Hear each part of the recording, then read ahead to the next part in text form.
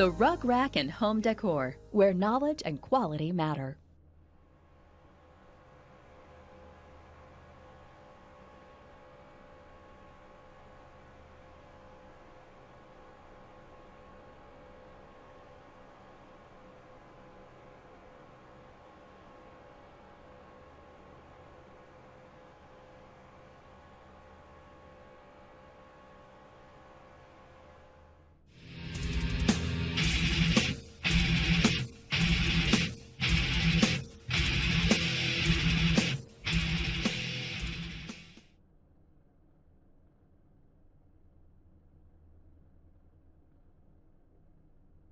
Alright, ladies and gentlemen, welcome back to the ECR Elite Championship Racing World Camping Series Trucks. And tonight we are at Charlotte Motor Speedway during the day.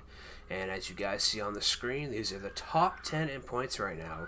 First place, we've got Ronnie Norman, Johnny Smith, Christopher Munger, Bobby O'Neill, Jeremy Rubin, Douglas Hess, Blake Freeman, Tony Diamond Tenney, Ronald James, and Tony Ball. And in the booth tonight, I have Matthew Hibbs.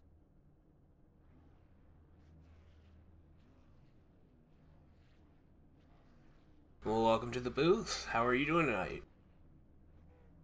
Pretty good. How are you doing, man? Pretty good. Excited to be here. We got a 2-week break after this race tonight, but we will be back. Yeah, man, it's good to be back here at Charlotte. Get some more breaks coming up for the truck series. It kind of stinks, but we'll be back here before we know it. Yeah, it's kind of good to have that break. We already got Roger Penland in here. Welcome back, man, and Wolverine Mitch Gaming, both with Susie Nation in the chat. Oh, here we go again with Susie Nation. They're already showing up.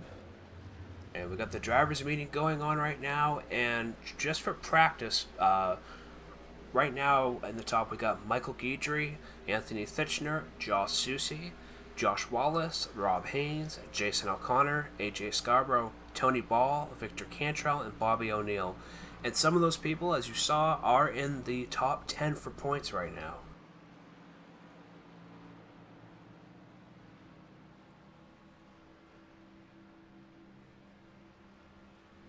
Let's take a look and see how many people we actually have racing here tonight.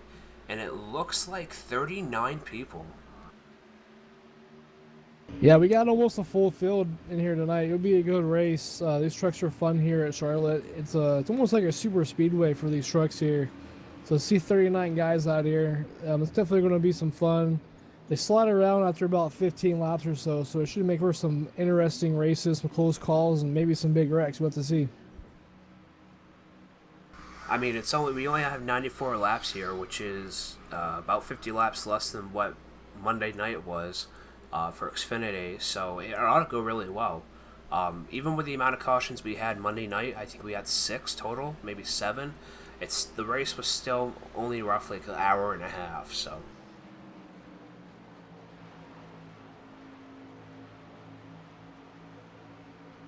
Yeah, it won't be a very long race, but you know what? That's going to build more excitement. We got 39 guys trying to win it in 94 laps. They're going to be pushing hard. Yes, they will be. Now, are you race control here tonight too? No, I am not race control tonight. I am just the man in the booth with you. Awesome. Well, it looks like, wow, okay, air temperature is 78.01 degrees, and track temperature is 103.66 with 55% humidity. You were out there running some practice laps. How does it feel out there? For me, I'm more of a conservative driver, so it felt great, but I was hearing a lot of drivers out there, maybe some of the more aggressive guys saying how first 15 laps were good, and after that they start slipping and sliding a little bit. But for me, I wasn't pushing it that hard. I was just kind of driving around, seeing how the truck felt. It was very neutral, maybe a little bit on the tight side, if anything. But yeah, for these guys who push it real hard, they're saying they're getting loose around lap 15, so we'll have to take a look at that and see how that affects everybody. All right, well that's good to know. I hope these guys get out there and put some green flag runs down. And as you see, the checkered flag is going down, and practice will be over here in about 30 seconds. and we'll see who can qualify. And remember, everyone, tonight's broadcast in this entire truck season is brought to you by myself, of course, ECR and the Rug Rack. And don't forget to check out the Xfinity Racing and the Cup Racing. The Xfinity Racing is done by ARAM Broadcasting with Jeremy Rubin, and the Cup Racing is done by MaxSpeed TV with Rudy. Yeah. With Rudy. I couldn't even remember his name for a second. Yeah, he does a great job of the broadcast, as well as you do, and even ARAN that does our Xfinity series. We got 3 great broadcasters here in ECR. Last night was our showdown, and our All-Star race was a lot of fun. Unfortunately, I wrecked in the showdown race, wasn't able to advance to the All-Star race, but, there's always next year. But it was a lot of fun, and you guys do a good job broadcasting. We always appreciate it. Well, thank you. And we all appreciate, people willing to help in the booth with us, because it's difficult by yourself. And if you guys look at the bottom of the description, both channels are there for Xfinity and for Cup. And make sure you go check them out and don't miss us all year around. Xfinity has a week off as well. I'm not sure where the race is after, but we will be back on that as well. I should know what the next race is, considering I run it. And for Xfinity? Yeah, I know. They're going to Pocono next. Oh, man. Oh, that's going to be tough. Yeah, the very first time Xfinity's going to Pocono, so it's a long time coming. I know on iRacing they've had it there a couple times just for fun, but now it's for real. So it'd be fun to go out there and see what those guys can do. I'm going to try my best to see if I can weasel my way out of doing race control for that week so I can get in there and race it, because I know a lot of guys don't like Pocono, but I love it. I've only ever been there in the Indy cars, so I don't know how the Xfinity cars are going to do. Now, I'm also hoping Trading Paints is working here tonight. I know Monday we were having issues with it. We've also still been having issues with quality, losing quality. It's been glitchy. I was racing earlier in B Fixed, and I got kicked out because quality wasn't my internet. I know it's not my internet. It's just the servers. Yeah, I'm watching your stream right now, Scotty. Everything looks good so far, so knock on wood, we have no issues, but we should be good to go, I think. I hope so. I'm ready for this race. I'm ready to be here tonight. I'm ready to have you in the booth with me and put on a good show for all these wonderful people out here. Yeah, so we got 5 watching right now from my screen, and 3 of them already gave us a thumbs up, so it looks like we're off to a good start. Now we got 6. So we're off to a good start. Race hasn't even started yet. Hope you guys get your popcorn ready and sit back and enjoy a really good race tonight. You guys are going to enjoy this. It's going to be a lot of fun to watch it. I'm excited. I am too, and it's only race number 6 here for the trucks. The trucks are the shortest season of everybody, but they're so spread out. Yep, everybody's season ends and begins on the same dates, but they don't always race the same amount of races. So the trucks, like you said, they run the less, so they have more off weeks than anybody else. Like the Cup guys, they only have 2 off weeks a year. Xfinity has like 3 or 4, something like that, and then the trucks have a lot. So yeah. Yeah, because we had that month break back in March and April, and there's only 23 truck races that ECR does.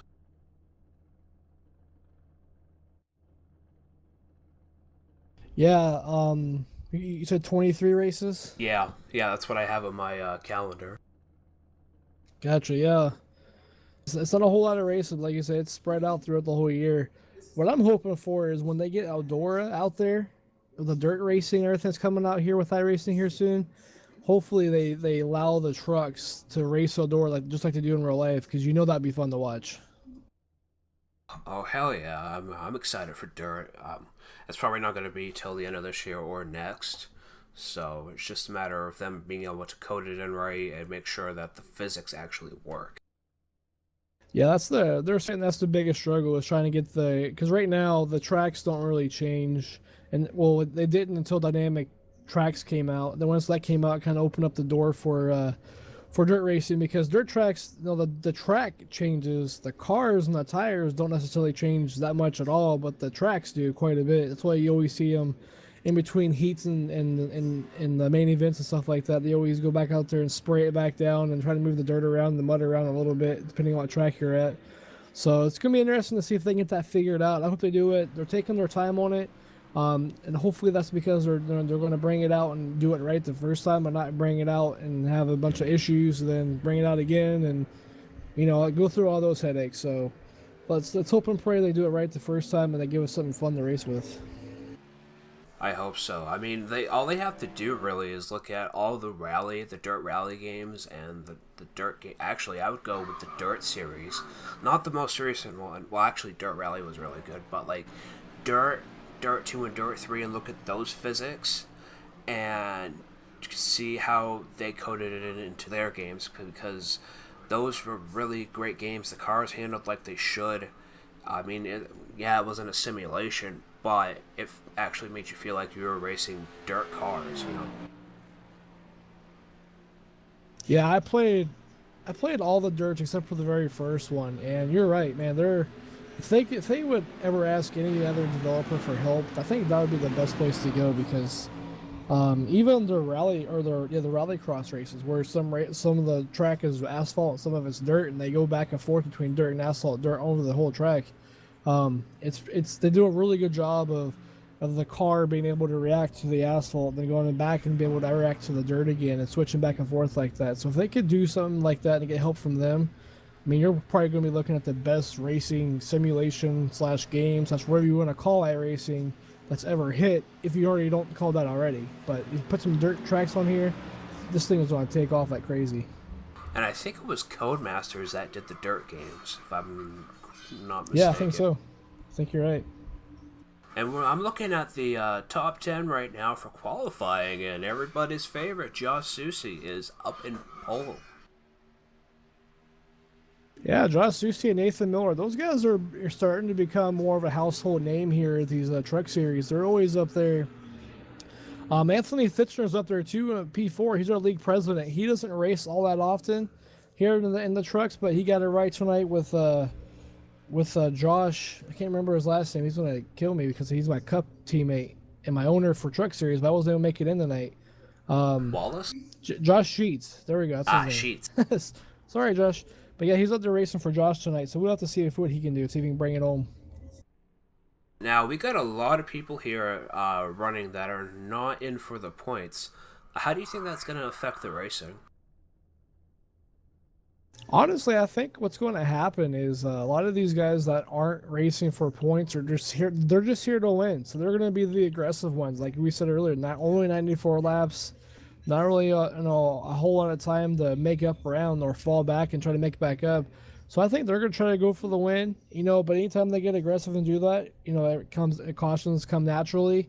So I think these guys that are point racing, for them, what may be the smarter move, since they're just out here trying to get points. I mean, wins are very valuable in the truck series, but at this point with so many non-points drivers out here racing, for those guys, it might be better just to kind of sit back and relax for the first half of the race or so and see who wrecks out and who doesn't, and then kind of play your strategy from there.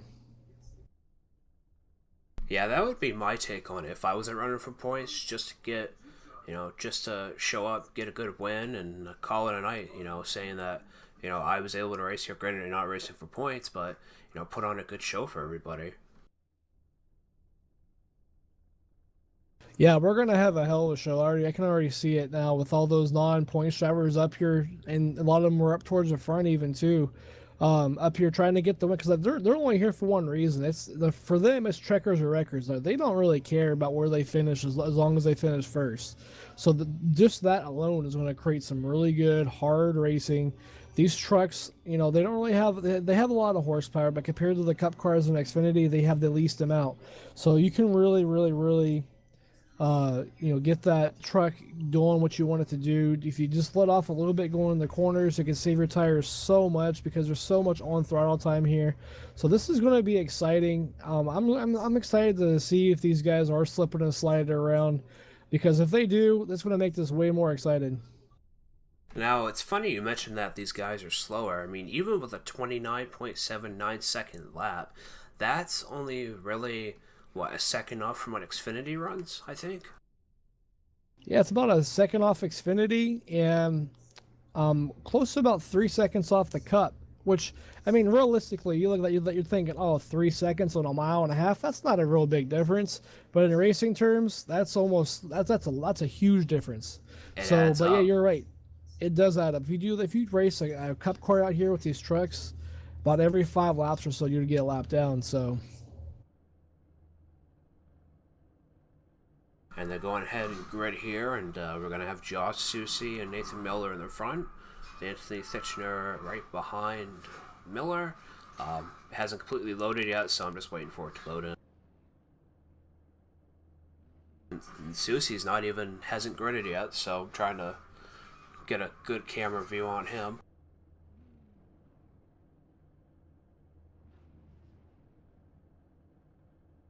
yeah, he has yet to grid right now. We got Nathan Miller out there on the outside pole right now, waiting for Josh to load in here to the race.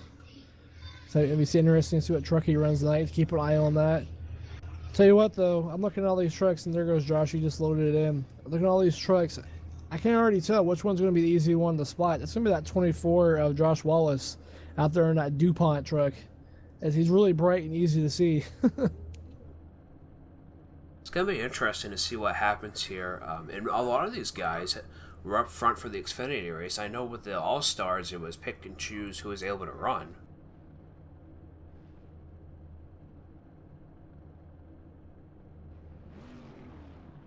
Yeah, definitely. I'm pretty excited to watch this race. I really want to see what strategies are going to play out and which ones aren't. Because we got that caution clock, and this is one of the tracks that I think it's going to really, come into play. I think we should have.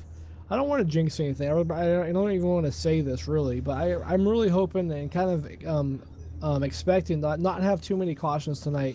Just because this track for these trucks, I mean, it's literally almost like a super speedway. You just have to let off the gas a little bit, get into the corner. That's really it. So they handle really well. They're real easy to drive, in my opinion. It's a big track. I think we're going to have a lot of fun tonight. I think we are too. I mean, it's a 1.5 mile track. It doesn't seem like it's really big. It goes fast. I mean, these guys can pull, 150, 160 in the corners, even after 20 laps. Yeah, something like that. I was on lap 15 going a little bit faster than that. So I think you're right, yeah. So, I mean, that still puts for some really close racing. You're going to see a lot of double file here. Hell, I mean, we saw bump drafting with Xfinity, so who knows what you're going to see here for the truck race. Yeah, that was, man, I never thought in a million years we'd be talking about bump drafting in Xfinity. I'm glad you brought that. I forgot all about that. I want to see that again tonight because that was super exciting to watch that on Monday. These guys were literally pushing each other and bumping each other. It was pretty crazy. Well, I know I watched the broadcast the next day, and I was just like, well, I was there racing this, so I didn't see what was going on up front. And to hear you say that, I was just like, okay, I got to look at this. Yeah, and then we go green right now. Josh Susie It's pops off. out to a huge lead. He's a control car. It's going to happen every time you're the control guy.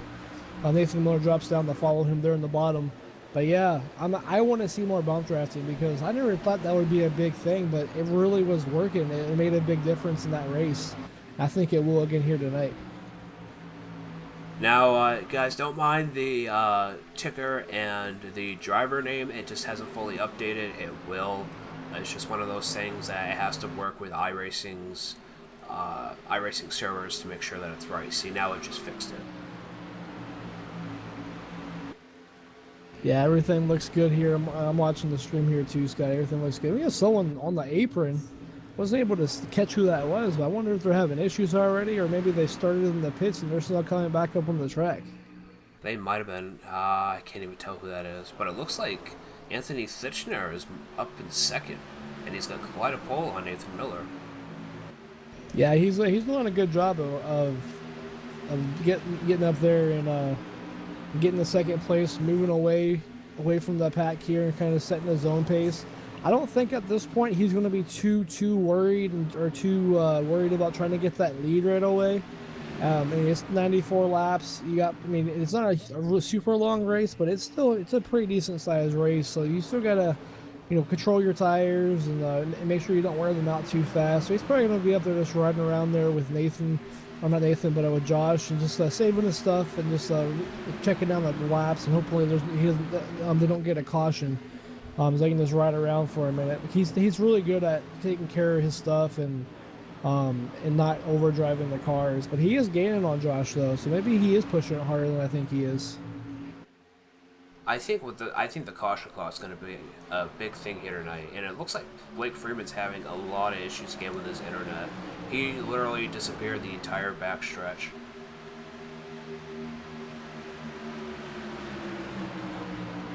And you got to fight for top 10 with Tony Ball, Brad Boyer, and Josh Wallace.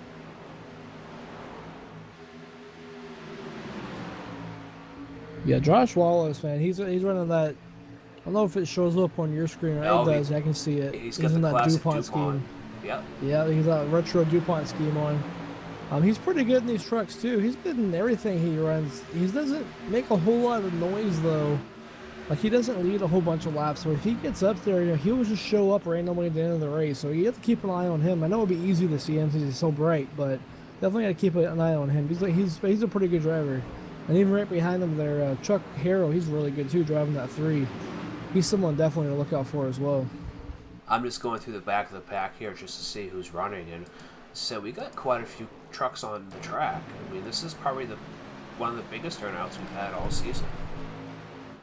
Yeah, right now we have 37 trucks start, and I think everyone is still on track. We got a caution that just came out, but I was saying we have 37 trucks that started, 35 still on track, and only a couple with a lap down. I think everyone's still on track. There's a couple guys that are lap down early for whatever reason, but so far so good. I didn't really see what the caution was for. Tony Ball got loose. Oh man. I think he might get up into Brad Boyer a little bit. I'm looking right now.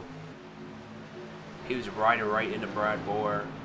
He got on the apron, got into Brad Boyer. Brad got loose, and Tony Ball's through the grass. He was pushing a little too much on Brad Boyer, and then Tony Ball sliding and just nudged the pit wall just a hair. Yeah, it looks like he was trying to bump draft in the middle of the corner, and it just you just can't do that. Like, it's even in that super speedway track, it just gets the back end of the truck too light, and after that you're just along for the ride. And after 7 laps here, these guys are pitting. Yeah, like I said, there's a short. It's not really a super long race. There's only 7 laps, but if you look at their lap times from the lap 1 till just the last lap they ran, they fell off almost half a second already. So tires are going to be a premium tonight, or today, the today race. But it's definitely going to be a premium. If I were out there, every time I get a chance, I'm getting tires. Let's see who makes it out of pit road first.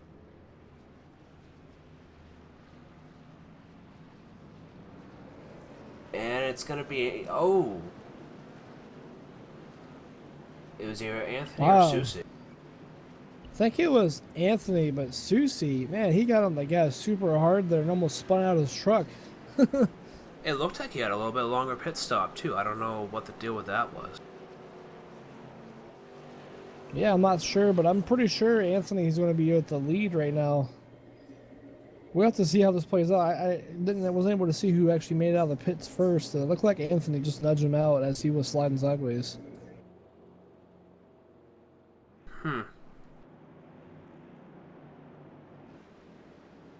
We'll see how that line up here. See if iRacing decides otherwise and fixes the lineup. But it doesn't look like they're doing a whole lot to switch around. Actually, looks like Josh Sheets stayed out. This will be interesting.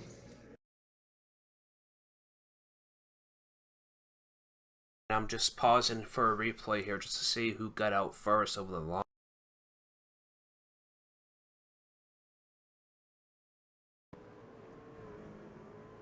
Yeah, it looked like Anthony, and you're right. Susie just spun out just a hair, but he's gonna be in P2, so he could possibly get it back from Anthony. Yeah, if they both can start and time this restart just right, because Josh Sheets is going to duck down here in here to get a pit stop. He was out here just trying to get a lap led real quick and get some extra owner points. But yeah, he's going to come in here and pit, so it's going to put Anthony first place and Josh second place. So if Anthony can get a good restart and Josh can time that restart perfectly, Anthony will put a good gap on third place, and Josh will be able to drop down in that gap and just follow him and give him a good run for his money, or maybe just ride with him. Who knows? We'll have to see what they do.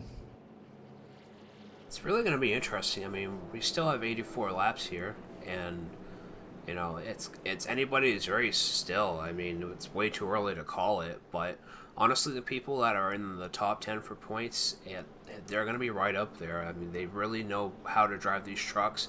Granted, they're fixed setups, but even though they're fixed, each track does run completely different. So it's almost like they have to relearn how to drive the truck over again. Yeah, absolutely. It's like I said, I was racing the test drive, the Ghost Car out here earlier. It was pretty comfortable to my standards. I used to be a guy who likes my setups really tight, but now I'm starting to go towards the neutral to loose feel for the trucks. So I thought it was a little tight myself, but it was pretty easy to get around here. As long as you took care of your stuff and didn't push it too hard, it was pretty good. See, I'm like that with the Xfinity. I want it just a tad loose, just so I can make it around the turns, not even hardly letting up. Yeah, I mean, if you have what I've learned is that tight setup will give you more security on how the car feels, and you don't feel like you're gonna wreck as much. But if the car is more loose, it actually is. It's faster. I mean, loose is fast. You always hear that saying in NASCAR, and it's true. I mean, you have to drive it a little bit more, but that's what we're here to do. We're here to drive these things. We're not here just to ride around and have some fun. We're here to drive these things to the limits. As they think it's a good restart there, but so doesn't Ronnie Norman there in third place. So that's going to leave Josh on the high side. Not what Josh was wanting. Well, I think Josh is going to take it. Oh, maybe not. Yeah. Ronnie.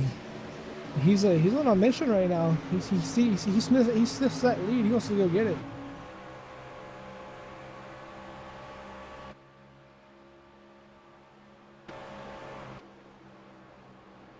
But don't count Susie out just yet. He's trying to get in on the inside.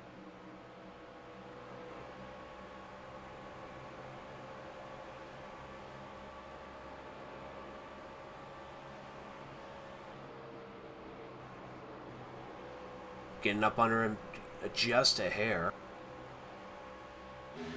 Yeah, Susie's coming back. He's trying to make a move. Anthony got past. It's a good little battle up here. We got a handful of trucks that could easily take this lead away. We got a bunch of good ones. Ronnie Norman, he's got a couple of wins in these trucks. Josh has got some wins. Oh, there's a wreck. Someone's up on the fence.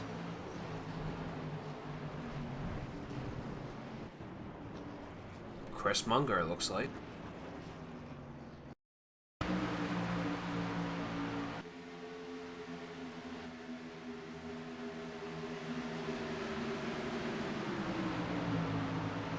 Checking out the replay here.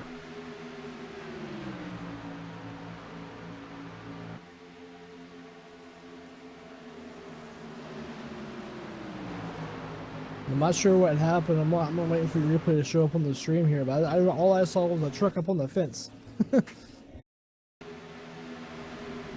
Oh, man. Yeah, Chris Munger got spun around, and he went ass over tea kettle. Yeah, that's crazy. I know John Schweikart and Joy Haddock are talking right now on the radio saying that they were pretty scared. They were pretty close to that wreck. And almost took them both out for the weekend. But unfortunately, both of them got around clean. So, and that's another person, John. He's up here in 10th place. He's definitely someone to look out for. Anytime he's on the track, he's a threat to win. He didn't qualify. He started, I'm pretty sure, pretty close to dead last or somewhere around there. So he's already up here in 10th place, and it's only been 15 laps. So he's definitely got a good feel of this truck. And we all know he's got the talent for it. So keep an eye on him.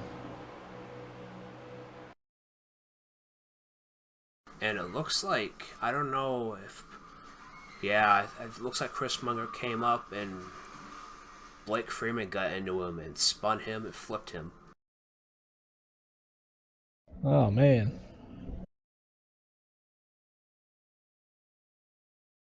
And that's going to put Chris Munger back, if not out.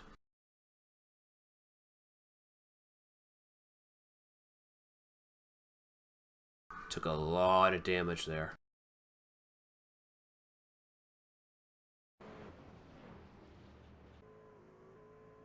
Well, maybe not. He's coming off pit road. Oh. Maybe so he doesn't go another lap down, but I don't know.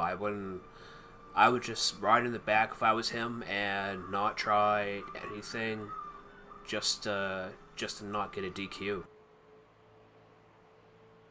Yeah, DQs are costly, and we have in ECR we have fantasy funds. So when we say, "Oh, I won $1 million, I got 500K," it's all relative to real life, but it's not real money. You can donate. Every $10 is, or every $1 is $1 million in ECR funds. If you want to donate to help out the league, you can do that to earn money, or you can just come out here, find someone who owns the team, and start driving for them. And as you race and you do good, you earn money that way, and you can earn your money that way as well. So that's what a lot of guys do. But yeah, and if you get a DQ or a DNF in these races, man, it costs you. I'm pretty sure it's like 250,000 iRacing dollars, and that's a pretty big blow to the wallet.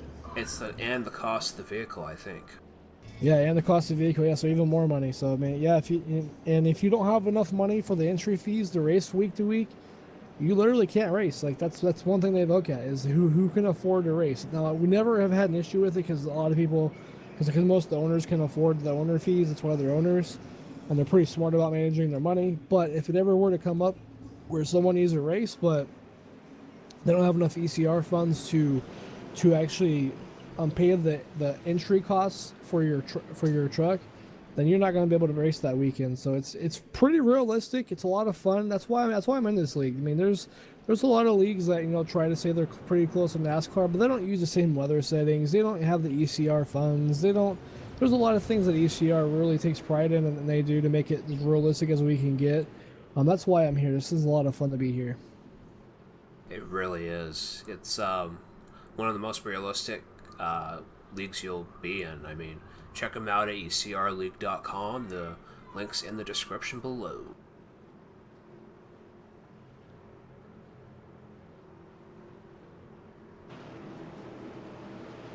Yeah, and we're always recruiting, so if you guys are out there racing, iRacing as well, and just watching this video, feel free. There's the links in the video. Go to ecrleague.com or .net, sorry, and go ahead and apply, and we'll be out there racing with you. No, it's They go .com. green again. Or is it? Yeah, it is .com. Sorry. I was trying to talk real fast as we're going green. And Ronnie Norman's got picked off with a good lead, but Anthony Tishner's closing the gap.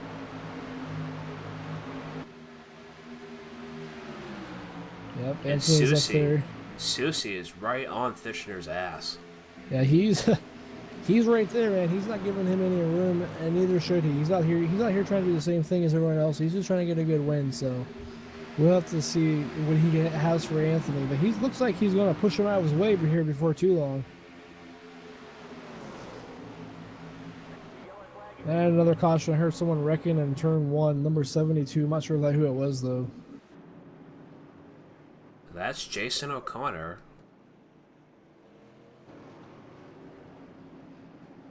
Yeah, I'm not sure if he was the one wrecking or not, but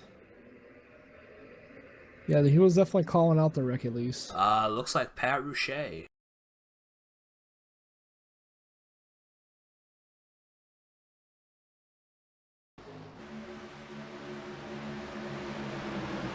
Let's see what happened here.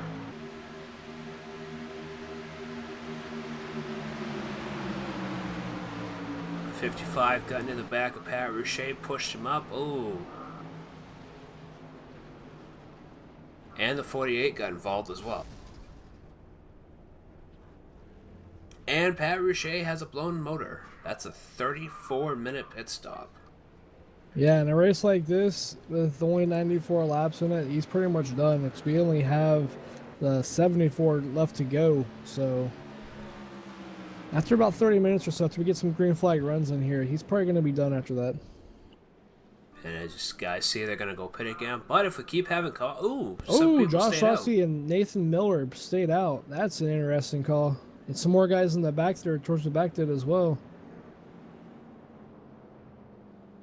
I wonder how that's gonna play out. I mean, do you think it's gonna play out in their favor? I don't know what that's gonna do. I haven't tried to. I mean, that's the first time someone's tried it, and when I was practicing earlier, I didn't even think about it. So I don't know.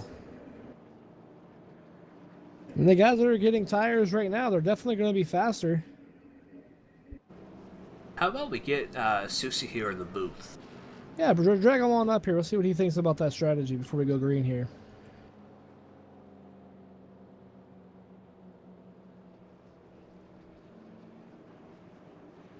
Welcome to the broadcast booth, Josh Susie. How are you doing? Hey, what's going on, brother? Too much. We just noticed you and Nathan didn't pit. What? Yeah. What kind of strategy is that? I mean, I don't. Do you think that's gonna play out for you? It's called track position, and we have like 2 laps on our tires, if that. So, I mean, I could have pit, but depending on these guys all the way back to Nicole there, they all stayed out. So I'd be sitting back there at least. I don't even know how many positions that is, but that's, back half top 10, maybe outside the top 10. Yeah, that's definitely true. This is Matt up here in the broadcast booth too, Josh. I didn't really think about that. There are a lot of guys who stayed out here, so you won't have those guys with new tires trying to move their way up there too quickly. But definitely an interesting call by all you guys who stayed out. I was not expecting that, even though you only ran a couple laps on those tires. But good luck to the rest of the race, and you're doing good so far. Yeah, I appreciate it, man. I just want to take a moment to recognize all the men and women who gave the ultimate price there for our country. It's a pretty heavy-hearted weekend this week, and I got this tribute scheme to my unit and, to all those that came before me and those that will come after me. So definitely thinking about them and their families and wishing them a little bit of peace this weekend. Yeah, absolutely. That's a big weekend for our military families, for currently serving, who's passed away serving, and who wants to serve. Everyone is always in our thoughts and prayers, and always good luck to those guys. And thanks for bringing that up, man. It's good. Yeah, no problem. All right, we'll drag you back down. You're about to go 2 to go, I think, right here. So just good luck rest of the race. Keep it clean, and hopefully we'll see you back here soon. All right, appreciate it. Go Susie Nation. Woo! Yeah, they're definitely here for you. They're already here.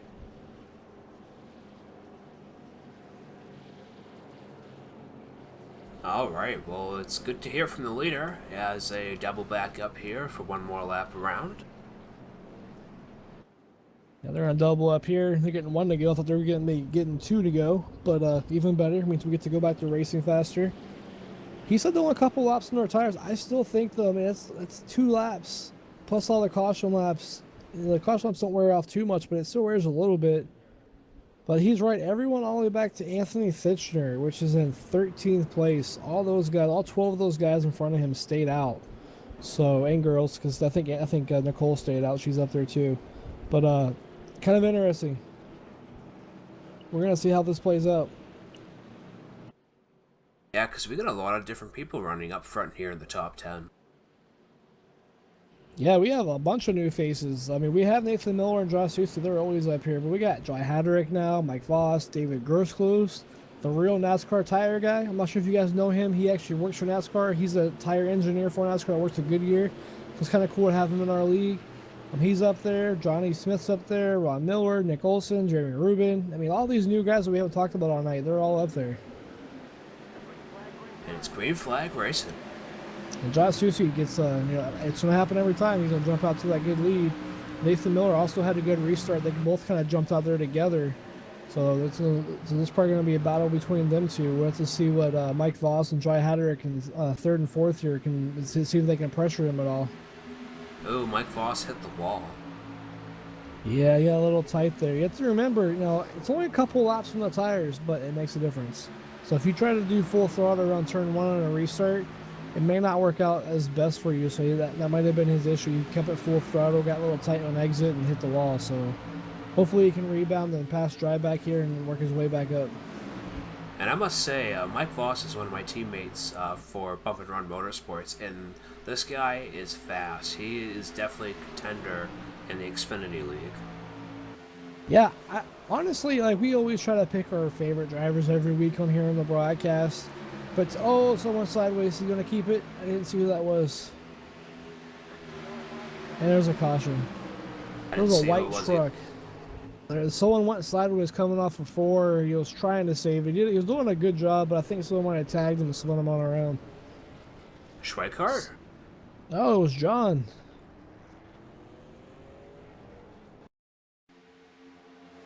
Oh, actually, you know what that was? It looked like...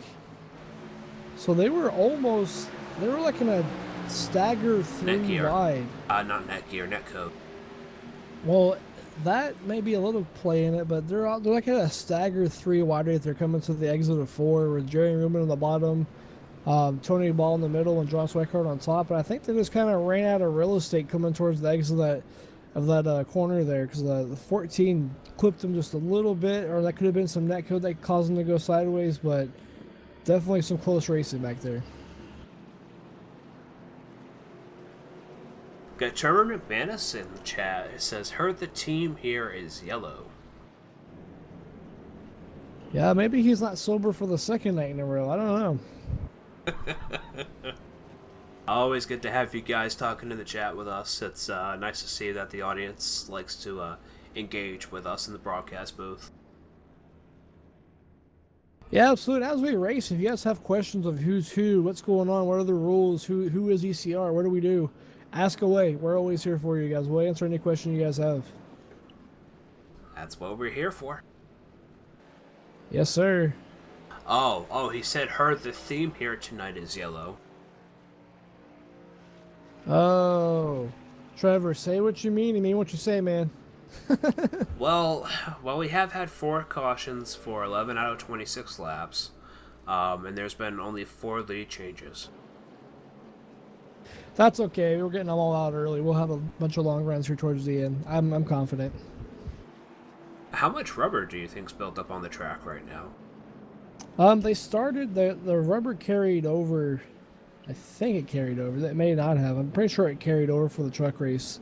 So if that's the case, with all the practice and what happened, I probably would say around 45% or so is the tire wear right now on the track is how much is rubbered up. So that could be tightening them up a little bit. They seem like they're doing a really good job of racing the trucks, and they're having the trucks are handling pretty good. So that's maybe why they're wrecking a little bit more than we thought. It's because they're able to drive the truck wherever they want and put the nose in where it shouldn't go, and just be more aggressive than we thought. So it's kind of interesting to watch that. I didn't really think that would be a huge deal out here, but so far it shows that it is. And we got David Grossclose here up in 3rd. He's only been here for, 2 races, I think, out of the season? Yeah, he's 2 races out of the season. Now, you have to remember, David, like I said earlier, he actually works for NASCAR. So anytime they do tire tests or anything like that, he's the guy there who's, I don't know what he actually does because he starts the tires all day or whatever. But he's the tire guy for NASCAR. So he's at every single test session they have. If they want him to go to one of the weekends for the races, he's there for the whole weekend watching tire wear since Goodyear's bringing those new tires this year. Whenever a track gets repaved like Kentucky is, he has to go to those races to report back the tire wear and things like that. So he's a pretty busy guy. He's not always able to race with us, but it's always glad to see him out here when he can be here. And he's really good. As you can see, he's at P3 right now. He's going to race a couple of races, so he's probably a little rusty too. So it's good to see him up here doing really good. You know, and saying about all these guys moving up front, it's really about the pit strategy here too. Pit road's not all that long, and it's 50 miles an hour. So, I mean, these guys can get in their pits and get out of their pits within, 30 seconds. Like Josh was saying earlier, track position is key. Like, maybe it's harder to pass than I'm thinking it is. And if that's the case, he's absolutely right. You want to be up front as much as you can, because if it's that hard to pass somebody, whether you have old tires or not, if you can keep your bumper nice and wide, you're gonna keep your spot, and people aren't gonna be able to pass you. So far, our strategy's working out. We only had a couple of green laps, but we'll be all right. I'm gonna start going green here after this and get a good long run in, and it'll be fun to watch.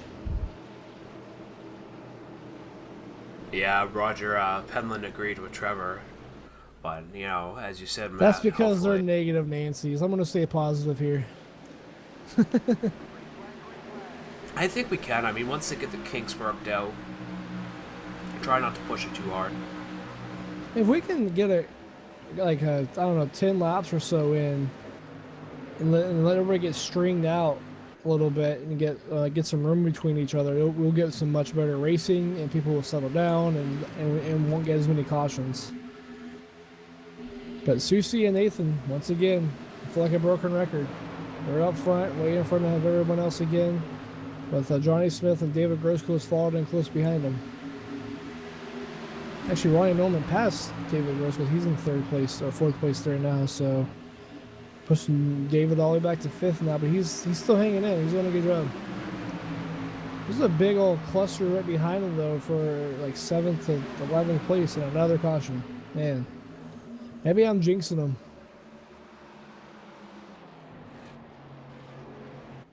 Trying to see who that was.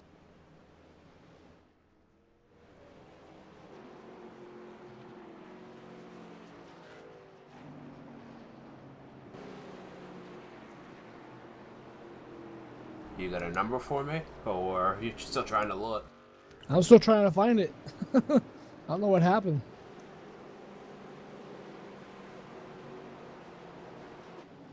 I bet Anthony's fuming right now. He's our league president, and he's probably wondering what the hell these guys are doing out there.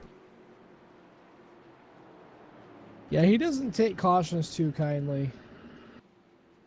Actually, you know what? It's funny you said that. If you go back on lap 31 under the 33 truck, he caused that wreck. That's kind of funny. Yep, I see him right there. Just the fairy tale. So maybe he's not as mad as we thought since he caused that one. So you never know.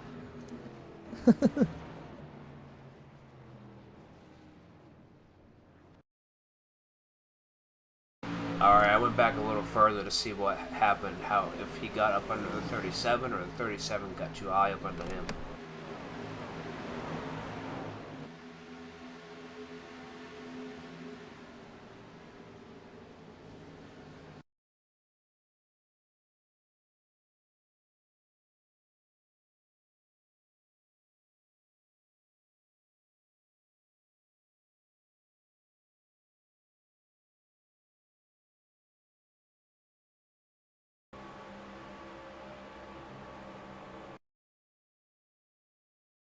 Alright, went back far enough to find it.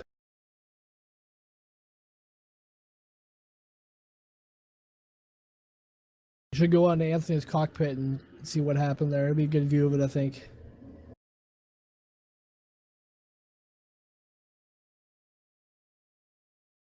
Yeah, it looks like... I don't know who they're going to call that on because... I don't know if 37 didn't give him enough room or if Anthony just came up too high. That's going to be a hard one to tell for race control. Yeah, I mean, race control. I mean, I race control for the Xfinity series all the time, and man, I didn't know what I was getting into until I got into it. I'm already too far deep into it to back out now. But it is literally one of the hardest things to do because you got to make decisions that's going to make people mad at you. But you got to do it. And sometimes some of these wrecks are so close that you just don't know who to call because, like, sometimes a truck will move up as a truck moves down, and they'll meet in the middle and wreck. And in situations like that, you're like, man, who do I call this one? So being on race control is super, super hard. I give Kenron a lot of props. He's out here tonight race controlling, and Donnie James and whoever else for race controls for the Cup Series for us. Man, it's not an easy task at all. No, it's not. Speaking of the devil, we got Anthony Thitchner here in the booth. Oh, Mr. EOL, how's it going? What's going on, bro? Not much. So what happened there, man? We What's your should have take? put Yeah, we accidentally put the V8s in the cars this week and forgot everybody else was in them sixes and just ran somebody over. Gotcha. Ready to get back near the front. Just lack of patience, I guess. I don't know. The guys were letting off on the straightaways, so it was just really different. Front pack all the way in the back there, like where their points were, and just got caught up in it. Well, that's unfortunate. How far does that put you behind? Done. Ooh. Oh, that's yeah. You went down and hit that wall. Must have blew your motor or something. That stinks, man. I'm sorry about that. Well, it's all good. I was subbing and was just trying to get a nice run in, have some fun here in Charlotte. But these guys are averaging 2-3 laps of race. I hope they get it going here and have some green flag runs. Yeah, we were Yeah, just I talking keep about being that. optimistic about it. Yeah, we're being optimistic as we can, but every time we get positive about it, it just keeps happening. So fingers crossed, this is the last one. Yeah, we were talking, Yeah, saying that you were probably fuming a little bit, because you want to see green flag runs. I do. I do. Definitely got screwed there with a little bit of it, and um, guys staying out and just everybody starting to play different roles, when that many cautions start happening that early on. So we got put to the back and we're going to try to make our way to the front. But in the trucks here, you don't have that many laps to get it done. So, but it's unfortunate. I'm not mad or anything, just kind of disappointed, and hopefully they turn it around. Let's hope so. I'm going to go ahead and put you back up unless you want to stay down here. And 4 guys, have fun. And we got Josh and Nathan Miller once again, P1, P2, but back there in third place, and even Johnny Smith in fourth place. They're all grouped up this time. There's not a huge gap. But there's a little gap between the first and second, but that's it. But Ronnie Nomer's trying to make his way back up here again to see what he can do. And 99, Ken Worley did not get a good turn 4 there, and the car behind him bumped him a little bit coming out of the corner. Oh, someone tagged the wall. Looks like he net coated in the wall and wrecked really bad.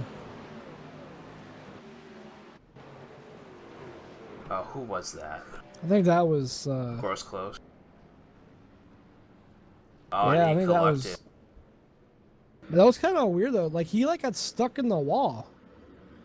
Like he scraped it, but his truck just like stuck. Do you see that? Yeah, let me take a look at it. Oh, he hit right where the safety barrier starts and the real wall ends. Right that little corner right there. So he hit that little corner, and I guess it just made his truck to stick right in the corner.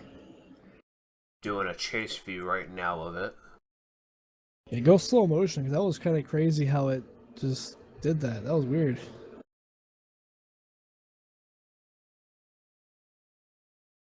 It happened right in the entrance to turn 1. Yeah, he was scraping.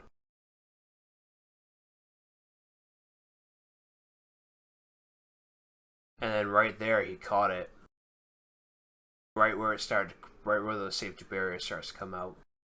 Yeah, it's still, even with the safer barrier starting right there, I've never seen a car get stuck like that, like it happened. That was crazy. He collected Worley. He collected 53 drove through him.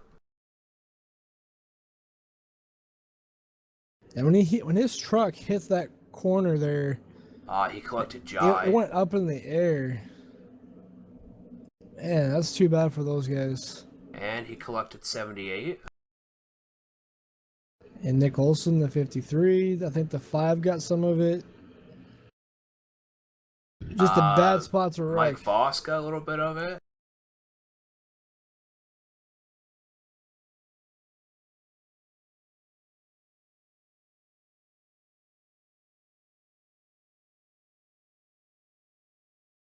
The 14 got net coated on it. And the 4 got into it, which got into Jason O'Connor, the 72. Oh man, so what's that? 6 people, 7 people he collected in that one wreck? Yeah, it was a pretty big wreck. I feel bad for those guys. Hopefully they can get it turned around and get back out there. I think Grosclose is done though. I think he is too. He got hit like a pinball like 18 times, so I think he's done. If he's not, then he's got some voodoo magic up in that truck. Like I said, he works with NASCAR for these tires. Maybe he's got some special tires hidden in the bag he can pull out and get back out there. I'm going to go ahead and pull him down and see what he has to say about it. Yeah, bring him on down. Mr. David Grosclose, NASCAR tire man himself. How's it going?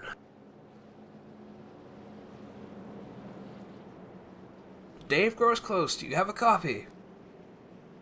Yeah, I'm here. How you doing?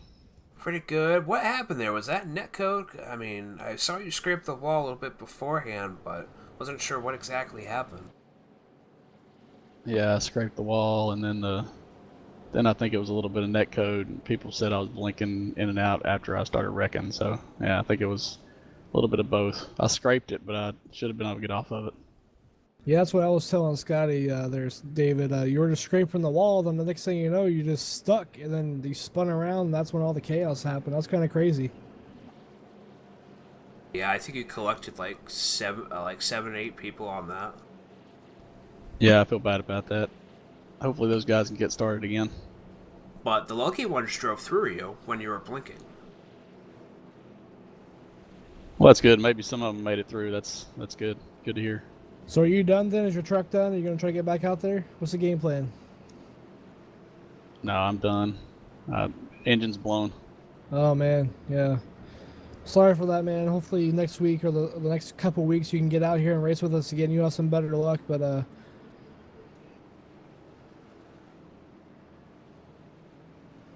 Yeah, I appreciate it. Hopefully I'll be back in the next couple weeks. yeah, in 2 weeks we're at Pocono. Well, actually, I don't know where the trucks are. I don't know if the trucks are Pocono or not. I know Xfinity is. They are at. They are at. I'm not sure. Hold on, I have it in the description. Texas. Well, that'll be a fun race. Back at Texas. Yeah, I should be back for that. Awesome, man. Well, good luck in that race in Texas, and hopefully no more net coating wall hits for you, and you can get a good finish out of it, and maybe you'll win. You look real good out there tonight. Yeah, thanks. New paint scheme tonight too. Want to give a shout out to rightfronttire.com. Yes, sir. It looked real good out there. We're about to go green here, so we'll go ahead and throw you back up there with everybody else. But sorry for your tough night, but good luck here in a couple weeks at Texas, and I will see you later, man. All right, thanks.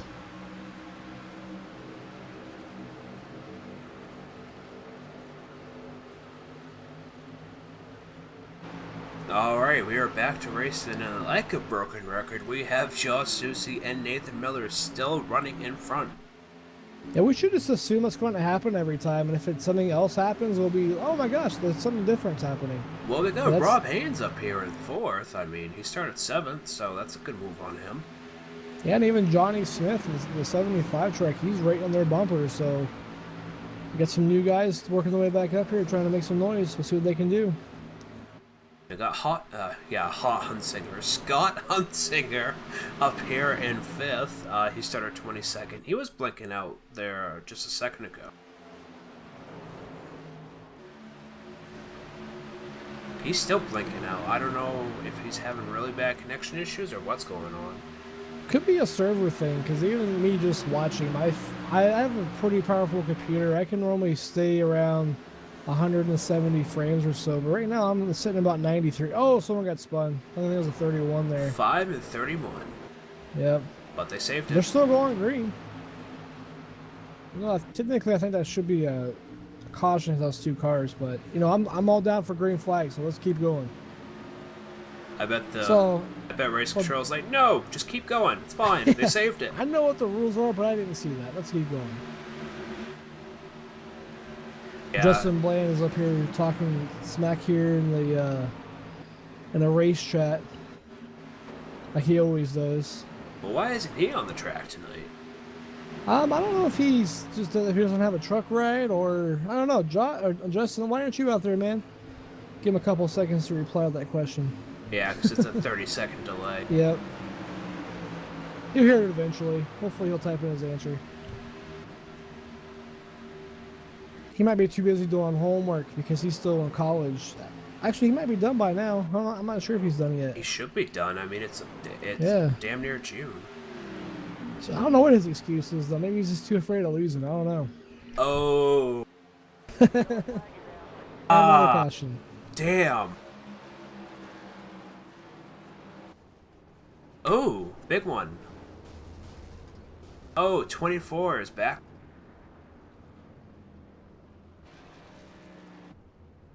Mike Voss got into it too. So did Brad Bohr. Brad Bohr is smoking.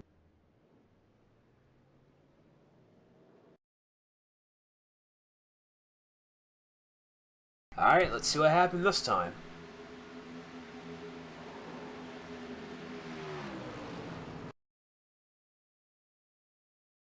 Oh, that's a good pause. You see the sparks coming off Voss and Hatterick.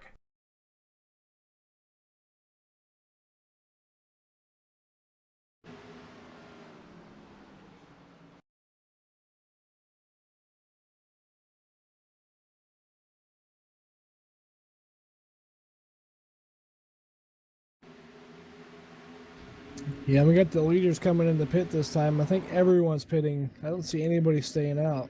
Let's stay tuned.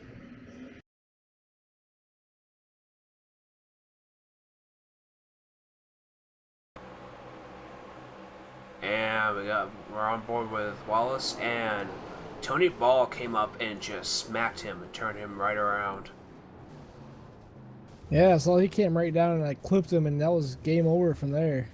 And the 53 is just pushing him up the wall.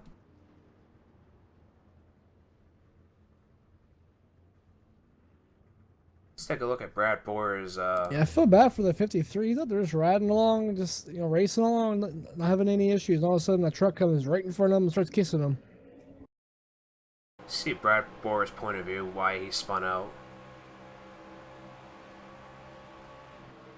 Oh, he didn't check up hard enough. He got into the 14.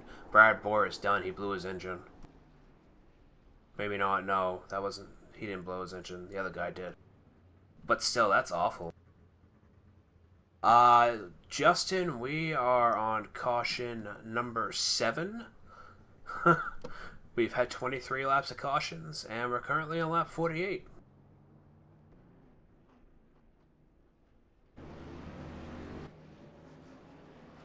But they say with more cautions, less competition. But it's still a thing. At this point, hopefully we get all these cautions come out, and there've been pretty big cautions. We get some less trucks out here. Maybe we can get some green flag runs going and get this thing over with, and get some good racing going. This is getting kind of out of hand. I mean, we only have 49. We have 48. 46. Yeah, I'm reading down the list.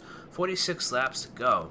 There's only 26 laps left before the caution clock is shut off, but I don't think we're going to get it. I mean, the way this has been running tonight, unfortunately, I don't know what's been going on with these guys tonight, if they're just pushing their trucks too hard, or they didn't get enough practice in, or just because the track's so slick.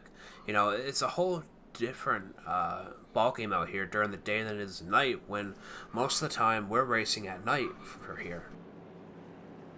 Yeah, we talked about that on Monday, how excited I was for the Xfinity Series. And they always have a day race here at Charlotte, but everybody else, the trucks, when they come here, it's nighttime. Both Cup races, nighttime. So like when we had that showdown race in real life and they raced during the day, that ended up being one of the best races I think we've ever seen at Charlotte. And I'm like, man, they should change one of those races to daytime. I mean, I love nighttime racing, don't get me wrong. The cars under the lights, they look phenomenal. It's really good for TV. I understand, whatever. You can sell to me all day, but as a race fan, I want to see these day races. I want to see these tracks get hot and slick. These guys sliding around everywhere, beating and banging. That's been some great racing this year. It really has. So having these, I'm taking a look at the. Go ahead.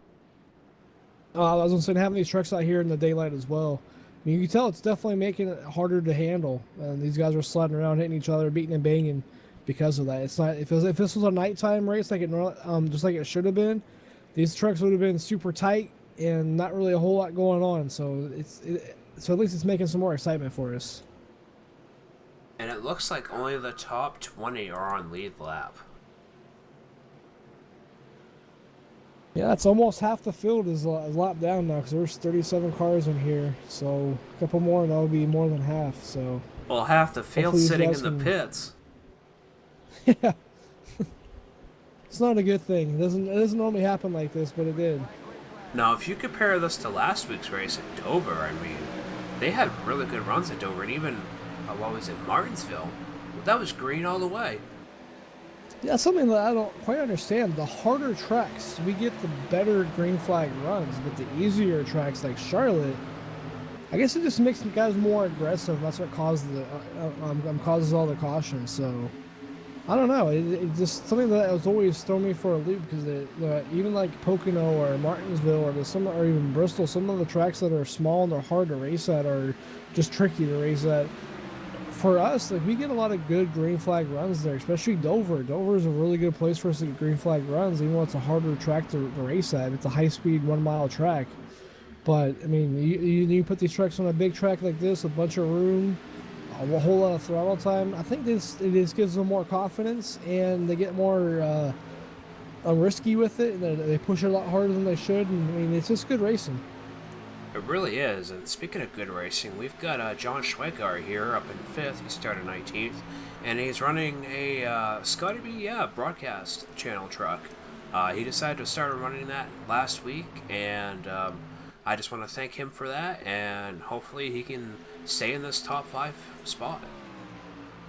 Oh yeah, Scotty, I'm sure we'll see that truck in victory lane a couple times this year, as long as he keeps racing the trucks. He's always someone to look out for. He's good in fixed setups. He's good in regular setups. He's good on apparently dirt. He's been doing some dirt racing on on Racing Factor or F Factor, whatever it's called. R Factor 2. So I don't know. Yeah, R Factor 2. So apparently it doesn't. Yeah. Apparently it doesn't matter what kind of car or track it is. He's pretty good. So he's always someone to look at. Now, if we had Justin Bland in here, this is the kid that can drive a bus around this fucking 180 miles an hour. Yeah, he'll drive around 180 miles an hour, then come out of turn 4, he'll put it in the wall every time, so it'd be fun to watch him do that, though. Yeah, it would. Yeah, anytime, Roger.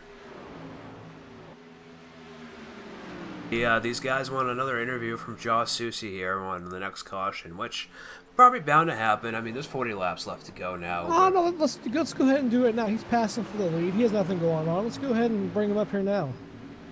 Just kidding. Oh, man, he'd kill us. Yeah, he is side by side for the lead right now with Ronnie Norman there. They're battling it out. What the hell are you guys doing? Pull me back! Pull me back! Like, hey, Josh, if we see you're not really doing anything right now, how's the truck handling? You're like, wait, what? Are you guys stuck on replay? No, we're predicting the future. Oh. But Ronnie Norman's still on him. I mean, he was trying to pass on the outside, trying to make that outside line work, but I think that middle low line's really going to play key here tonight. I mean, it's been interesting to see that, because in the Xfinity race, the middle to high line was the line that really made all the noise. Like, if you were down low, it just slowed you down too much. But here, you can keep it down low and maybe a little bit off the yellow line and still be good. If you run too high, though, it definitely seems like it slows them down a little bit. But you got to also put in the key factor of how much heavier these trucks are than the Xfinity. I mean, I noticed that I was running here last week with C-Fixed, and just running the Xfinity race, totally different type of vehicle. I mean, and that line makes one big difference. Yeah, they're a lot heavier because you got to get the back end of the truck weight down, because it's just a bed back there, whereas the cars, they have the roll cages throughout the entire car. Like, everything's built around the driver, around the car, so it's like, so the cars, the Cup cars and the Xfinity cars, they're all pretty even weighted. With these trucks, you got to put extra weights in the back and probably more weights in the front to even it out a little bit, just because the cab and the engine and everything's up front. Then in the back, you just have a bunch of bars and a gas tank, so you have to weigh it out. But that's definitely something good to think about. I never really thought about the weight difference, but definitely plays in a huge factor here. And you're right. And the same thing kind of goes with the Cup and Xfinity. The Cup, they're pretty much the same, but they're just weighted just a tad different, and it makes a difference too. Now we're looking here at the blimp view, at the broadcasting blimp view here, and we see the top 5 up here running in a very small pack. Show cart's a little bit behind the 03 car, but 6th position, 6, 7, 8, 9, and 10. 6th position is almost 4 seconds behind the leader and almost 3 seconds behind Schweikart. So they're trying to get back up there, and with 34 laps to go, I mean, they're probably going to get another caution. I mean, I could see it, but let's hope they have a green flag pit. I would love green flag pits now with that 20-second or 20-minute clock. I don't know if that's enough time They're for not them to gonna make pit stops. Yeah, but we haven't seen it come into play tonight yet. I thought we would more than we have, so we have to see how that works out with pit strategy. We've only seen it come in place once this year. Yeah, Martin. Maybe twice. Yeah. Maybe Daytona too. Yeah, maybe for a little bit of Daytona. I can see that. So John Schweikart, he's up there in 4th now. He's still working his way up. He's trying to pass Rob Haynes. I think he's getting right up there with Rob Haynes. Let's go do a bumper view on that. He's looking low. Rob's leaving the bottom open. He closes the door though just a little bit. John's one of those guys who he's really good because how patient he is. He's not he can be aggressive if he wants to be, but when he starts in the back, he starts in the back on purpose just to have fun, to be patient, just to get around guys, pass guys, learn how they race. He's really good because he's like a Jimmy Johnson-esque type driver when it comes to that. He can just make it happen and not force the issue, Right. And you can see, just looking at these cars here, how much rubber there actually is on the track, because especially you can see here on Rob Haynes' car, where it's supposed to be white, there's black dots, so you can see how much rubber they're actually using. Yeah, iRacing did a good job with the whole how the track changes throughout the race, and you put rubber in the track that makes the trucks and the cars handle differently on long runs versus short runs. So it's really cool how they're getting more and more realistic every year. That was definitely a huge update for them, and it's awesome to see that as a driver because you can see it on the track as you race, and you can see the rubber build up and where it's building up at the most, and kind of ride the cushion. I guess you can say it's a dirt track term, with the rubber there, and just find all the grip from the track instead of searching around and blind and not knowing where it's at. So it's really good update they had. And even in the cockpit view, we're looking at Rob Haynes right now. You can see just a little. I hope you guys can see it in the broadcast, but the little black dots on the windshield, that is also the rubber buildup, rubber flying up. And, in a cockpit view, it doesn't seem like you're that far away from the car.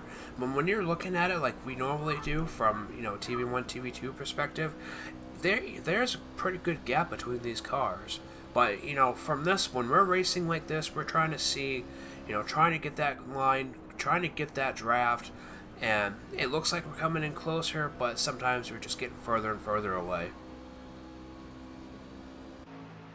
Yeah, and when you're out there racing, you're in this view, and you're the one driving the car, you're wanting to get closer and closer. So in your mind, in your head, like, I'm getting closer and closer, I'm getting closer and closer, but you really could be losing a half a second and not even realize it because it looks like they're the same distance.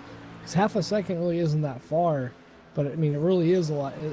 It's a big distance in between them in racing terms, but just by looking at it, it takes a little while before you start realizing, oh man, he's pulling away. Right, and when you think you're just trying to get closer, you're starting to get closer. You're pushing your vehicle more and more, and you're causing more wear, which is, making you lose the time on that. And that adds up over a couple laps, and you're wondering to yourself, what the hell happened? Why am I starting to pull back when I'm pushing my vehicle more and more? It's because of that wear. These guys, especially this top 10 here, they know how, just racing experience, they know how to utilize their vehicles and utilize the wear, so they're not going to be pushed back in the back after 15, 20 laps. Yeah, I think we're seeing a good view of that right now up here with the leaders. You see Dry Haddock, or not Dry Haddock, I don't know why I said that, Nathan Miller up here. He's dropping back a little bit every lap. I think he pushed a little bit hard at the beginning of the run when he had those tires. Because Rob Haynes is catching up, and I'm not sure what happened to John Swikart. He got loose. He was pushing. Okay. That was the example of pushing too hard. There you go. And he's one of the most patient guys out here, so now he's 2 seconds back from third place there. So unfortunate for him, but maybe he can rebound here with a caution, clock caution, or just a normal wreck caution. I'm sure we'll get at least one more of those. So we're almost at 20 to go here. I don't think it's been 20 minutes, though, honestly. No, it hasn't quite yet, but actually, we're not going to get a caution, clock caution. No, we're not. They're going to be too short. They're going to be way short. So this could go green the rest of the way, which this would be interesting to watch. I'm excited now.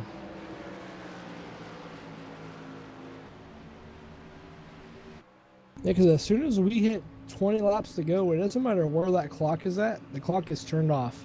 Yep. So... yeah, and we're looking right now for a rear view with Josh Susie, and Miller is catching up, surely but slowly. You know, he's not trying to wear his truck down either, but he still wants that P1. I wonder if Schweikart's had a lot of troubles. He's dropped all the way back down to 7th now, so he's pretty much done in this race. Unless they can get a caution and some new tires, but I think he's pretty much done. So we're gonna have a battle for these 3 guys up here, which they're getting closer together every lap. So this should be some good racing here before we know it. Yeah, he's got quite a bit of damage right now on his front, and he's sliding a hair in the corner. And I wonder if he's hit that wall. He got tight, like you said earlier. Tough break for him. But you know what? He wins enough. It's okay to have someone else win. As we have Rob Haynes looking low on Nathan Miller. Not going to be able to make it there, though. He was looking. He's trying to bring the camera back up front. Sorry about speech, guys. I have a bit of a cold, so I'm trying my best to get a good broadcast out here with you, Matt, at the booth. Yeah, you sound good to me right now. I haven't really noticed at all, but you sound good, and we just got confirmation from race control. Caution clock is off, so now we're just on laps to go, so we don't have to worry about the debatable caution clock anymore. Right now we're just racing. And we got 20 to go, and let's make it green all the way to the end, guys. Knock on wood, we don't jinx them. I agree. I think that now that we got spread out a little bit, people understand how their trucks work now, so it's toward the ends of the race. We got some lap cars coming up in the leaders. I think now we're going to be able to really see what these guys can do in a longer run. And maybe they come in and get some tires before the end of the race. I'm not sure exactly how long that'll last. We're getting reports of the 51 is pitting in, so maybe that's some pit strategy. People realize, this could be their chance to get some fresh tires, make up some time. I'm not sure if they're going to be good on gas or not, but maybe they're going to be pitting for tires and not gas. So it'd be kind of interesting to see how that pit strategy plays, because pit stops are definitely starting. And Nathan Miller, I think he got super loose coming off the corner there. And Ron James missed his pit. He had to back up. Oh, man. I've been there before. It's kind of embarrassing, but it happens to everybody, especially when you're on these hot, slick tires and you're used to going 180 miles an hour and you're supposed to stop. It's hard to do that. It's hard to judge that.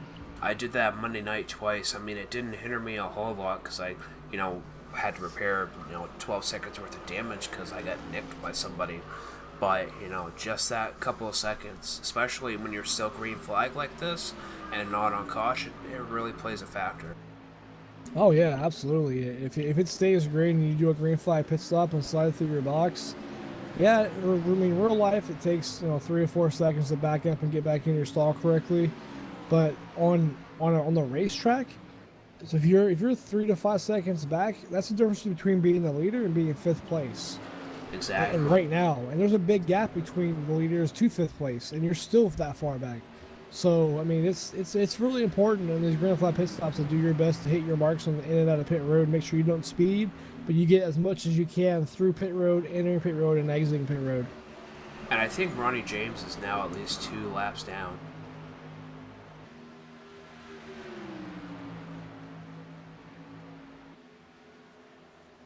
Yeah, he is. He is 2 laps down now with that last lap. So that's what happens. You make a little mistake on pit road when they're green flag, and now you're down 2 laps. Now the thing is, though, he's going to be much faster than anybody else out here. He's got way better tires than anyone else out there. So he'll be able to make up maybe one of those laps. And if he gets a caution, get a lucky dog if he can pass everybody. But there's about 5 or 6 guys that are in lucky dog condition right now. So it'll be interesting to see what happens. Now it's interesting. Looking at last lap times here, Tony Ball had a 30.5 lap. He's the fastest, and he's at 28th. Wow. Could be the whole thing with the drafts, because I know these trucks, they're pretty much wide open most of the time. Or you no, could that be was, back there getting never mind. stuff for the draft. That was just last lap. Fast lap. Josh Susie still is holding the fast lap with a 29.96. That's not too far off their fastest lap of the race. I mean, they're not really losing a whole lot of speed, actually. No. That's kind of crazy. But we got reports more drivers coming in the pit. We have 11 of Dry Hatter coming in now. These leaders, I don't know if they're going to stay out for these next 14 laps. They might, but with these guys, they're at least going a lap down when they pit. And, if these guys decide not to pit, they're going to be a lot slower. But there's also still 3 cars on, at least 3 cars on the lap. Yeah, Nathan Miller there, he tried the inside line that passed Josh Susie, but as these tires have been wearing out and going on, you can definitely tell that high line's where you want to be right now. Because he got right next to him, but he couldn't make up any ground to actually pass him, and just too much momentum on the outside with these worn out tires. And, when it comes out to the worn-out tires like this, these last couple of laps, these last 12 laps, really, really shows the real racing, especially, compared from fresh tires to the lap tire. Yeah, because we're coming down to the end of the race. We're almost at 10 to go here. We're at 11 to go right now. And these guys are going to start pushing it. And their tires are going to be worn out. They're going to be lower on fuel, so the back end's going to be lighter. So these things are going to start sliding around here before we know it. It's going to be fun to watch them. Now, Chris Collins is sitting here in 4th, and he's currently 7 seconds behind the old three. Nathan Miller got a little loose on the exit and hit Josh Susie. Then he went down and wrecked, but Josh is okay. And they're going to stay green here. He was able to stay out of the way, but that is a tough break for him. But now we have Rob Haynes side by side for Josh for the lead now. Just taking a look at that quick replay. That's unfortunate. That happened coming off of turn 2 there. Yeah, I feel bad for him. He was trying to make it happen. We're at 10 to go. You got to do something. You can't just run around all day. It's coming to the end. Let's go home. Let's go big or go home. And he just went a little bit too big there, unfortunately. Now, you think Susie's going to keep this, or you think Rob Haynes is going to get that inside line and take it from him? I don't know. Rob's been he's been having some good runs to catch up to Josh, but as lap traffic is starting to start becoming into play here as well. But I think Josh, he can keep that middle of the high line like he's been running. That momentum is just so good on the exit of the corners. It's hard to complete a pass on anybody right now. Rob Haynes is trying for that inside line, but that inside line really wears on those tires very quickly. Yeah, when you go on the inside line, you're turning the wheel 20 to 30 degrees to the left more than you are with the line that Josh is running. They just can't make it happen. They get so close with that momentum. He's not turning his wheel as much. He's not wearing his tires as much, and he's also not he's also keeping his speed a lot higher. We have some lap guys coming up behind him with fresh tires, so they're gonna blow right by him here in a second. But at least they're lapped. I mean, he's not, he's gonna stay hot. Let these guys go Yep. by, get their lap back. This is like the reverse order. Normally the lap cars are staying high, getting out of the ways of the leaders, but now the leaders are staying high and getting out of the ways of the lap cars. That's just the difference of fresh tires versus old tires. I mean, these guys are just blowing right by them like they're not even racing. Also, respect. Yeah, absolutely. There's a ton of respect. Those lap guys, as you saw Dry Hatterick, he got caught in a weird spot coming off of turn 2 where he couldn't get low to pass him cleanly. So what did he do? He slowed down and tucked in behind him. He realizes he's a lap down, and these guys are racing for the lead and for the possible win. So he, out of respect, he slowed down, gave them the room. Once there was room for him, he was able to make the pass. It's a great move by a veteran we have here at ECR. Now, I'm taking a look here at Josh Soucy's cockpit, and then I'm going to take a look at Rob Haynes' cockpit just to see the difference in turning between the two of them. Yeah, from my experience, it's about 20 to 30 degrees more to the left, which that just, eats up the tires. It slows you down because there's so much momentum here. So it's hard to stay down low like that. But it looks like he's getting Rob Haynes is getting some drafting help now from the 51 truck there. And now the 51's trying to go by them. It's going to get interesting here. We got some more lap cars coming up with older tires. Hopefully they don't wreck up here for the lead. Oh, I hope not. That would be terrible. You're taking out by a couple lap cars. And we have 4 to go. This is getting sketchy. You got slow lap cars, fast lap cars, and you got 2 leaders somewhere in there. I got my eye on Josh Soucy right now, and these guys are rooting for Soucy Nation. As you can see, Soucy was able to take advantage of this lap traffic and put some distance on Rob Haynes there. Oh man, 3 to go. Yeah, I think Josh is. I don't want to jinx him. I think he's got this one wrapped up for 2 in a row for him. Might want to shut your mouth. He's gonna come up here in the booth after watching He's message us on Facebook after the broadcast, be like, "You guys just should have kept quiet." That's my fault if I jinx him. But he's just running a good race right now. Some more lap cars coming up. Rob Haynes was able to catch back up though. He's getting that draft off those fast cars, fast trucks. And that draft is helping him out. But they're also getting in the way of him trying to make any moves. So if he tries to do anything, I mean, he's letting them go around and letting him go around. It's hard to get down and make a move or anything when other trucks are all around you. And we got two to go. Almost 1.5 here to go at Charlotte. Here they come, 3 and 4. Now to turn 4 now. This is the last lap right here. So let's see what Rob can do. This is it. This is the race. There's 4 more turns. Soucy Nation, you guys still out there? You're ready to cheer him on? Rob's making it. He's looking low. He's still low. But just that outside line is just, it's hard to do anything. The only chance I think he has is like the showdown in real life. Come off the turn 4 and maybe hit him a little bit. He's got a nose on him, but I think the momentum on the outside is going to get him. This is going to be crazy. Oh, Josh Soucy barely got it. That was 0.028 second differential there between first and second. That was a great ending.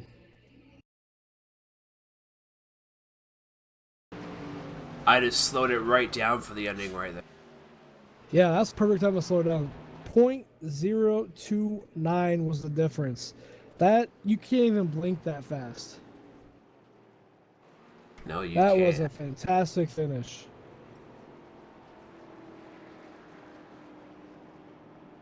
And congratulations to Josh Soucy, and we're going to go ahead and get the top 3 down here. And Absolutely. Soucy Nation's happy for 2 weeks in a row now.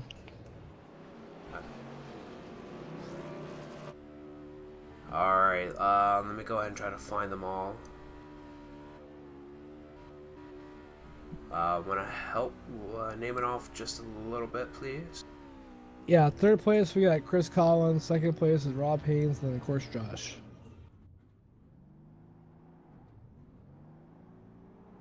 Rob Haynes. And Soucy. Chris Collins, this is Matthew Hibbs up here in the broadcast booth, man. Yeah, P3 tonight. That's a good finish. How'd that race go for you? Pretty good for the most part. Wasn't good on fresh tires. Once the track loosened up a little bit, I was able to make up some ground. But I'm pretty happy with that finish. Yeah, you got a P3. The leaders were 4.5 seconds up there ahead of you, so that was kind of out of reach, out of mind a little bit. But you were all by yourself there too. They had 2 seconds between you and the guy in fourth place. So, but you said the longer runs were better for you. Yeah, it was actually close to a 6-second gap there for a little bit. I ticked off a second and a half. Got you. Do you think you were on newer tires than they were, or just maybe had a better feel for the longer run there? I just prefer a looser link car here. Gotcha. And they were racing pretty hard, so that could have been a part of the factor there too. They're racing pretty hard there for first and second, and they had a lot of lap traffic around them. It was pretty crazy there towards the end. Yeah, that definitely played a part in it. Yeah, absolutely. Well, congrats, man. Your third place finish. That's a good finish for you. It's good to see you up there and a good run for you. Congrats, man. Thank you. All right, Rob Haynes, this is Matthew in the broadcast booth. You got a copy? Yeah, 10-4. So you got P2, man. I know you really wish you were 0.029 seconds faster on the last lap, but how was that finish? You know what? That was awesome. That was really fun racing there with Josh, and got a lot of respect for these guys out here, and just wanted to race it clean out to the end there. Those lap cars sure did cause a problem there at the end, though, but it was fun. It was good run there to the end. Yeah, unfortunately, sometimes that's part of racing. You guys had fast lap cars, you had slow lap cars, and you had to race each other at the same time. So that was pretty crazy there. Yeah, it was a lot of cautions early on, but the end there, that run, that was fantastic. I couldn't ask for better racing at the end there. Yeah, everyone was in the chat here, and even we were talking about the cautions. It got pretty tedious, but you guys definitely made up for it. That ending was phenomenal. Congrats on your second place, Rob. Thanks a lot, man. No problem. All right, Just Saucy or Just Shusey for the second week in a row with me. You got another win. Congrats, man. How'd it feel? Woo! Man, I tell you what, I am shaking and sweating and worn out. I don't know. This was once we had that long green run, it was a battle. I mean, you had the truck getting loose, and you had people tucked up on you, and you were trying to keep an eye on the gaps and your fuel and everything else, and wondering if people are going to short pit, and it just drained you physically, mentally. It was a hell of a lot of fun. I have a tremendous amount of respect for Rob. Obviously, Nathan, he's my teammate. Unfortunately, we got a little loose there, and he kind of lost stuff too. But to be able to have that finish with Rob, for both of us to keep it clean, not bang off each other, someone gets stuffed in the wall or anything like that, that was amazing. That's what this is all about. Yeah, absolutely. I was expecting that Kyle Larson, Chase Elliott type of ending there as you guys were coming off of turn 4, but you guys kept it clean. You stayed side by side, and I mean that was such a close finish. It was ridiculous. That was a great job by you guys. Great racing. I appreciate it. That's for sure. I think the closest I've been in a finish, especially for a win. And like I said, man, it was just, we saw some people short pitting. I wasn't sure how it was going to go, especially when they did it with 20 laps left. I don't know how much they were going to make up. I think Chuck was the first one to do it. It looks like he got back up to around 10th or so. But to have to fight him off, to try to negotiate around fast lap cars, slow lap cars, it seemed like it worked out well to where whatever he lost by letting a lap car go, he gained back when I had to let him go, and vice versa. So I don't think there was any unfair advantage as far as that goes. And it was so tough. I mean, I wish you guys could be in the truck, just wheeling it, especially off of 2. He had something figured out good in 1 and 2, and he was getting good runs, but I'd pull him off 2. And then I felt like I was just a tick stronger through 3 and 4. And I really think the key was to be able to protect that high line. Luckily for me, he was pretty committed to going on the bottom. But I think if he would have got above me at any point in time, it would have been really hard to get back around him. Yeah, we were actually talking about that. Has saying the higher lane, you don't have to turn quite as much. It doesn't slow you down as much, and you get bigger runs off the corners. So that seemed to be definitely the place to be at. And you were definitely great at protecting that lane and not letting him get above you at all, and kind of making it, hey, if you're gonna pass me, you have to pass me down low and cut and wear your tires out faster, type of a deal. But you guys did a good job. It was good racing. It got real crazy there. You had fast lap cars, you had slow lap cars, you had to race each other. It was a lot of crazy stuff going down there in the last 5 laps or so. Definitely. And for as wild as the beginning of this race was, once we got it settled down and to go that last, I'm not even sure what it was, 30 laps, 40 laps, green, um, that says a lot about what we can do as a league once everyone settles in it and just runs their own race and we kind of get all the bugs worked out. And I mean, we've seen that in some of the other series as well, but I definitely think league wide, everyone's starting to mesh well together, find their niche, within the series, and kind of. It seems like a lot of people are not stepping over their limit, so to speak, and a lot more people are running their race and letting the race come to them. Um, Big shout out to Chris Collins. I don't know him personally, but to be able to see another rookie and third with myself and Rob, that's pretty cool. We took it some big names tonight. I know some of them got caught up in some accidents and stuff, but 1, 2, 3 rookies. I think that says a lot about the field of rookies we have. And before I forget, a big shout out to Susie Nation. I know they're watching. And again, a thank you to all our fallen heroes. And I'm really, really, really pumped right now. And yeah, I'm ready to go celebrate. Yeah, man, go drink some beers. You have Wolverine Gaming out here, who he's an awesome performance and good race. So they're out here watching you. Yeah, I appreciate it, guys. I can't wait for this to load up. Sometime late tonight or early tomorrow and go watch it myself. I love going back and watching these things. You guys do a great job up in the booth, calling out and talking strategy, and it's nice that when we do have some drivers, who have some unfortunate circumstances, to hear them step up into the broadcast booth and give their own feedback and how the track was and how the car was and what they think of strategy. It just brings another element to the broadcast, and I don't see a lot of other broadcasters doing that itself. So great job to you guys, especially, and keep up the good work. Well, thank you. It's a pleasure being up here, and it's a pleasure being able to broadcast these races, especially as you said, with people coming up here due to unfortunate events.